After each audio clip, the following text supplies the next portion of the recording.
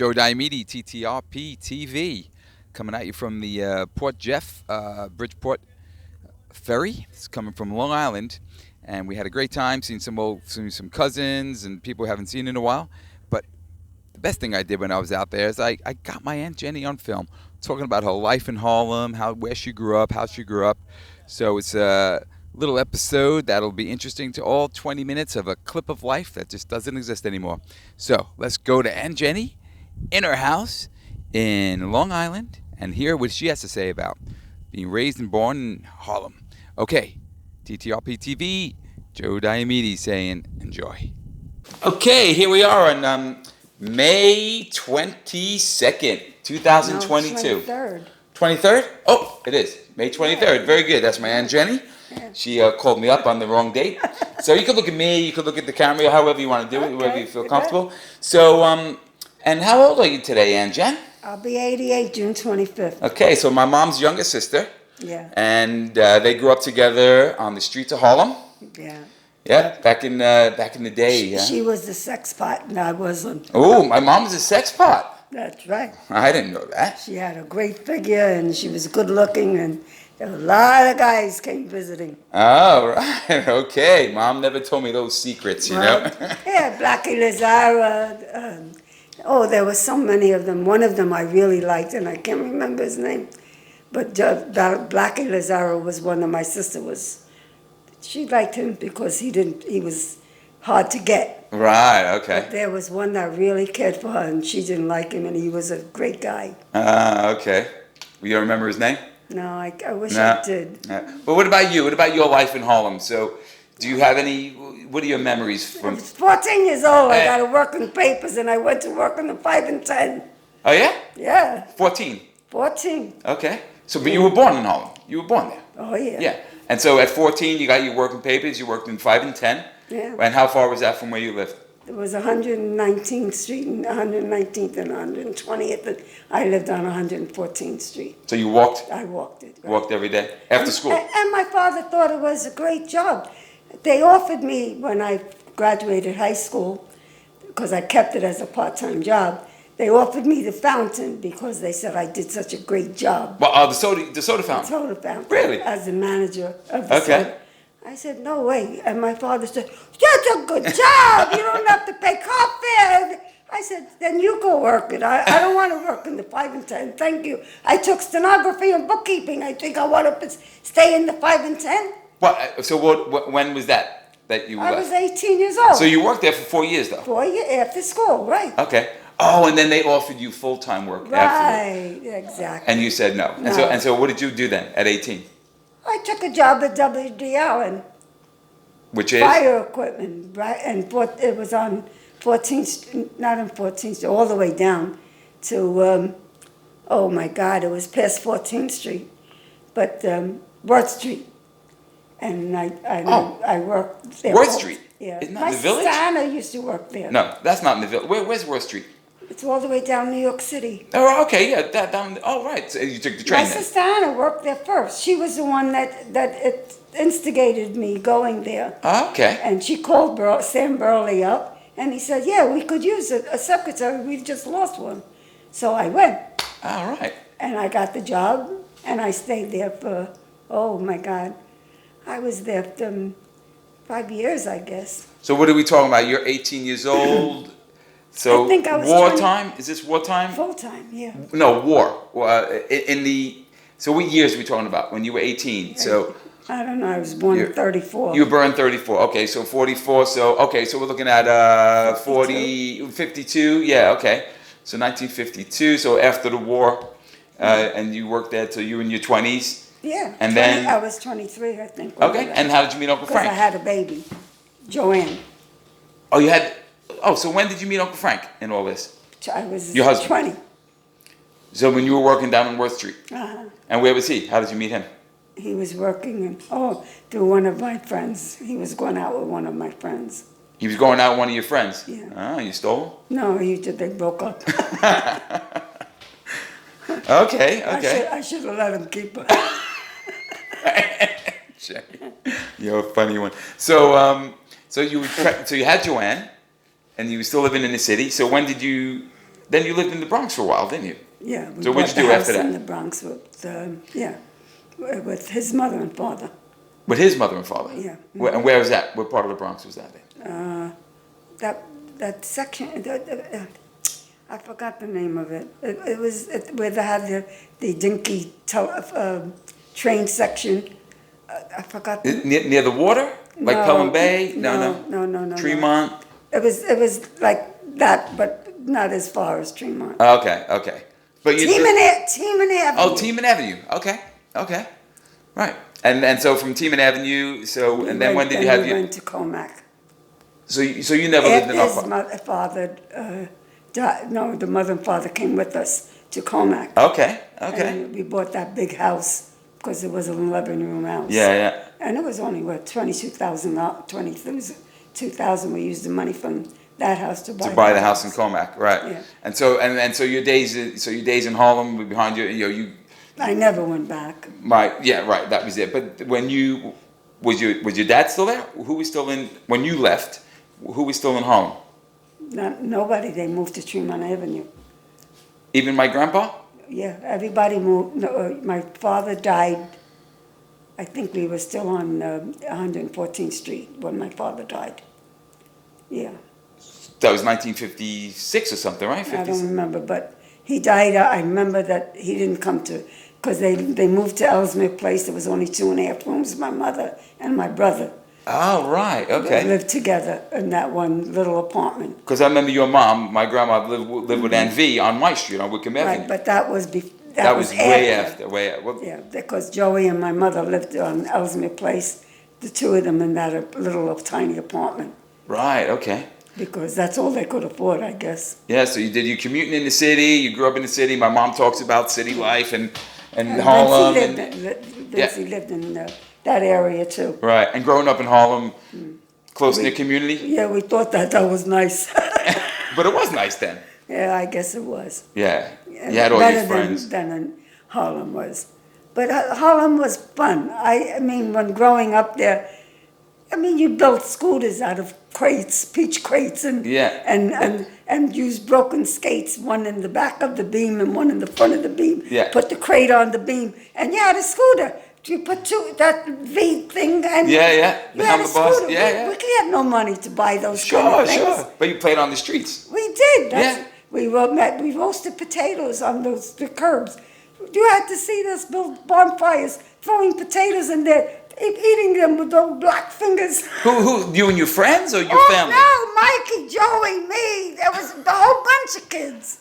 Isidore Peretti, Frankie Skirbo, Junior Spumenti. All of them were there. We used to roast these friggin' potatoes and eat them and think that was great. Yeah, it was, but it was great. Look at you. You love it. You're laughing about it. I remember so many things because I was the last one to go. Yeah. But it was fun. So slowly, because you were younger, they all moved. Okay, right. Yeah, but it was fun growing up there because I didn't know any better. When I went to high school at Washington Irving on 14th Street, they told me I was poor. When they found out where I lived, oh, you came from a very poor neighborhood. I said, I did. That was the way I lived. I didn't know I was poor. Sure, but you were rich in rich in life. You had. I don't know what I was rich in. Yeah, you were rich. You were eating potatoes with your brothers on the curbside. But my brother Mikey was the best. They were in Mikey, Junior Swimeni, Frankie Skirbo were in this car, and one of them was supposed to be driving, and they got hit in the back. And Junior Spumenti yelled out, "Everybody get down on the floor! We got money coming!" And Mikey said, "What are you supposed to do?" And I was hysterical laughing when Mikey described it to me. They all lay down on the floor. The guy said, "Oh my God, I killed them!" That was the best laugh that I had for a long, long time. That's funny. They were a great bunch of guys that lived there. Yeah. Junior Spumeni, Tony, Frankie, what was his name? Don't worry about the last names. They were all there. Although they're colorful Italian last names, I love it. Tony Spumenti died. He was only 30 in his 30s because he died of heart attack like his father. In his 30s? Yeah, and his wife, they left Anne, and she had, I think she just had a child at that time. Wow. Yeah. And so that was still in Harlem. So you said you were the last one out. So did Mikey and Joey, all those, they all got married and left Harlem? You were the last one out of the house in Harlem? Mikey went to Tremont Avenue too, I think, in the beginning. Yeah, and he was even down, he was on Wickham Right. for a while. And Joey, of course, followed where my mother and father went. But, my father was dead then. Right, your father was Just dead, so my your mom. mother, yeah. Where did Joey go? To the Bronx as well? Joey lived with my mother in Tremont, it wasn't Tremont, Ellesmere Place. So it's a different one, okay. All right, and then you moved out to, and then everyone started going out to the island, except Uncle Mike. As they got older and got married, right. Yeah, and then Uncle Mike Nyack and you Comac. Well, Mikey, I think, stayed he didn't come out to Long Island. No, he never. He went out to Nyack over the bridge over to Tappan Zee. So your life. So you had the great time in Harlem. Then you lived in the Bronx for a while. You met Uncle Frank. You worked. You had a nice little working history. Working in the 5 and 10, making soda. So you were the soda jerk. Yeah, well, I made sandwiches and made coffee and things like that. But they thought I was so good, they wanted me to be the manager. I said, "Are you crazy?" You told me, yeah, man. I can't wait to get the hell out of here. That's good. And so your life in Comac. So you had Joanne, and then when did you move to Comac? In the 60s? Was Richard born in Comac? Because I was born 61. He was born 61. Richard was born in. Or was he born in the Bronx? No, I think Richard was about 3, because he burned the mattress in Comac. He with the cigarette lighter, he burned my mattress. But Richard, so where was he? I know he lived in Comac. He was about 3 when we moved. Okay, so he was born in the Bronx then. Yeah. He was born in the Bronx. Because I remember you and my mom, Yeah. I don't remember, but it's the stories, we were rolled together in the strollers, because you lived in the Bronx, my mom lived in the Bronx by that time. But it was really something. We got into some trouble, Richard and I, didn't we? But we had fun. We didn't know any better. The little things we got big laughs out of. Yeah. It was fun. I can't tell you that there was anybody in East Harlem, the ones that I grew up with, that were bad people. We had fun. Yeah. I mean, and they were good guys. Blackie Lazaro, my sister Anna thought he was gorgeous. But the other, Carmine, his name was. That was his name, Carmine. He thought she was the best. And he was the nicest guy you could ever want to meet. She didn't like him at all. I said, I like him. I think he's the best guy. How could you like that other one? He don't even look at you. Who, my father? No. Oh, the other. Blackie Lazaro. Oh, Blackie Lazaro. Okay. Yeah, so anyway. That's okay, La. Yeah, that's okay. That's but all right. anyway, we had fun. It was fun. I didn't know I was poor. I knew I was poor, but I didn't know that it was bad. Yeah. Because everybody around me lived the same way. Right. They were all around there. Cool. Isidore Peretti married Teresa Santacata across the street. But he lost his wife and his 2 children to cancer. Ooh, wow. Isidore's 2 grown daughters and his wife, he died of cancer. Wow. And I met them again at the wedding, the wedding of one of the people that we all went to. Yeah. And Isidore was married again, finally, after years. Right. He married again. Okay. And he said, Jen, do you ever think about it? I said, all the time Yeah. every time I mention you, I remember. Yeah. That was a tragedy. Yeah. And so Comac, so now you had Joanne, Richard, and when did Annie come? Annie was born right after, she was 2 years old, I think, when we moved to, no, she was born in Comac. She was born in Comac, yeah. Yeah, Richard was 3. Richard. Because Annie came right after that. Right, so then you had 3, right? Yeah. And then your life Uncle Frank joined the post office. Did you work then at all? Or no, you quit your job? I always went to work for, at first I went to work for Sears, I think it was. Oh yeah, Sears. It was definitely Sears. Yeah, I remember you worked for at Sears. Yeah, I got $230,000 in profit sharing. Whoa. Yeah, well, it was something. That's how I put Vicky through college. Yeah, nice. She didn't pay a dime. $230,000 I got from profit sharing. Wow, in Sears. So you worked when you had kids? All the time. Right, okay. So you juggled Uncle Frank at the post office, you would Sears? My mother-in-law and father-in-law were there So I Uncle went Frank, back. who? My brother and father-in-law lived in Pocomac too. They took the 4 rooms downstairs. Uncle Frank's parents? Yeah. All right, okay. They lived in, and they put my kids on the bus and they got them off the bus because Right. they were all in school then. Okay. And I worked for Sears for, oh my God, 20 years I guess it was. Hey, Larry, did you know she worked at the Five and Dime? She worked making sodas back in Harlem. I did not know that. No. No. I was 14 years old. 14 years old, she got her working papers. Wow. She started working. Well, that was the way. Listen, my father had a way of everybody kicking everybody out. Go get a job. You don't contribute, you're out. That was his favorite words. Go get a job. And go get a job. So now, and so life in Comac, and then of course, you lost your son, Richard, who was my age when he was 8 years old. And then I moved to like Ronkonkoma. And then you leave. So that was soon after Richard died. Yeah. And that was late. But that was about it. But That was about I never found New York City bad. I had fun.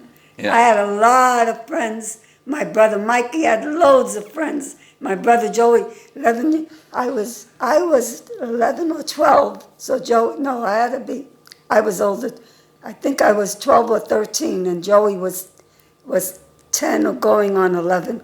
And he said to me, I can't go to the movies with you no more or play with you because you're a girl. I got to go with the guys. And I said, what does that mean?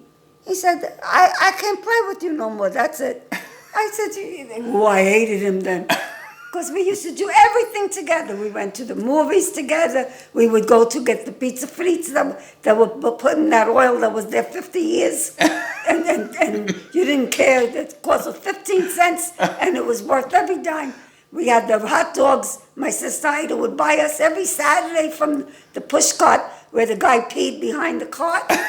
And she would buy hot dogs for everybody. Anna, Mikey, Joey, and me. And Ida was the best. She was the most generous of the whole family, including me. She was the best. She would buy hot dogs for everybody. And we couldn't wait till Saturday to come. And we would get onions and sauerkraut on one roll with the hot dog. But she was nice New York hot dog. Mustard, onions, and sauerkraut. No mustard or mustard too? Yeah, everything, of course. You got whatever you could get. Whatever you can get. So after that, then basically it was Ronkonkoma, and then you raised your family, and then came along Vicky. Soon after Richard died, came Vicky? Oh yeah, I had her immediately because I thought I was going to have another boy. Right. In fact, I wouldn't even hold her when she was first born. But, then you understand it. That's the way it is. Yeah, And of we course. dealt with it. And that was a very difficult But time for all of us. I thought that God owed me, so I figured that you have to give me another one. Right. And he didn't. But she's as smart as he was, and let me tell you, there is nobody that I admire more than her. She can run a business and do all of the paperwork, deal with the people, manage to grow up 2 children who are by themselves are great. Yeah. And she never says anything. She just does her thing. Yeah. Day after day after day. Yeah, great. I give her a lot of credit. And then let's jump ahead in your life to when we went to Australia. Yeah, I did. That's right. I went to Australia with Anna. Yeah. Anna and the grandson. Yeah, Dennis. And we went Dennis to Jr. Australia. You were there. That's why we went. That's right. That's why we went. That's 'cause right. you were there. That's right. Because when Richard died on his bike, the day before he died, he was on my brother's bicycle in our backyard, and he's sitting on his bike on my brother's bicycle, and he said, I feel like I can see the world from this bicycle. So I traveled the world on a bicycle. And maybe it was because of Richard, because he always stayed in my mind. And then you came to Australia, and we had a great time. He couldn't wait to see We you. used to get in so much trouble together. It was great. But But that's why it was such a gift, you coming to Australia. But he loved you. He really did. That was some trip. Larry, it took how many hours? Like, it was like forever. Oh, on the plane. I wasn't with you on the plane. And that guy was fooling around in the back of the thing, trying to get the hostess to sit with them. Yeah, and then we had Dennis, who, remember, he spilled the hot coffee on his leg? And then remember we stopped at that place. We saw kangaroos and Yeah. koalas. Oh, that was every time I tell somebody I went to Australia, they don't believe it. I said, I was in Australia, my nephew lived there. That's good. That's good. So you had a full life. I loved your stories, Angela. It was great talking about Harlem and the Bronx and everything. And thank you so much. So on May 23rd, your daughter's birthday. Yeah. Yeah. Today is Vicky's birthday. Today's Vicky's birthday. She's 52. 52, she told us. 52 today. Sorry, Vicky, we gave away your age. So that was, so it was immediately after Richard.